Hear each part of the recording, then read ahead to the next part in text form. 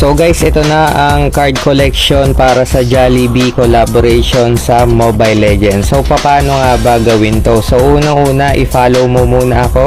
Kung hindi ka pa naka-follow, i-like mo tong video na to at mag-comment ka ng hashtag MLBBXJollibee. And then i-click mo tong link na to. Ayan, yung nasa screen para makapasok ka dito sa page na to. Kapag naandito ka na guys, scroll down mo lang at makikita mo tong card collection.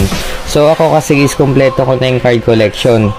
Paano nga ba makukompleto tong 5 card na to? Kay Bibi, kay Freya, kay Paramis, kay Hayabusa at kay Kagura. So i-click mo lang tong check task list. Okay? So kapag na-click mo yung check task list, ito yung mga task. So una, kailangan mo mag-login para makakuha ka ng BB card.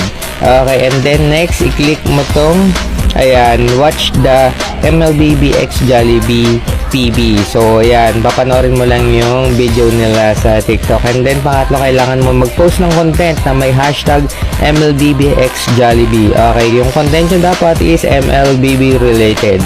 And then, pang-apat, i-like mo tong video na to na may hashtag MLBBXJollibee. And then, panghuli is i-share mo to.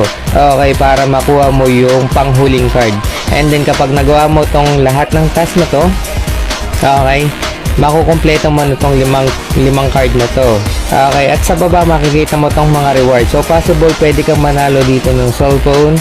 Okay, MLBB account na may skin, na 300 skin at maraming heroes. Okay, meron ding voucher sa Jollibee, may summer avatar, merong emote ng Jollibee. Okay, at may mga skin, ang summer skin ni Freya, Paramis, Hayabusa, and then Kagura. So, una pang hinihintay mo, gawin mo na to guys. Okay, huwag kalimutan mag-follow, mag-comment ng hashtag MLBBXJollibee. I-share na tong video na to para matutunan ng mga manonood. Okay, para makatulong din sa mga kaibigan ninyo na magawa itong task na to. Okay, so yun lang. Thank you and God bless.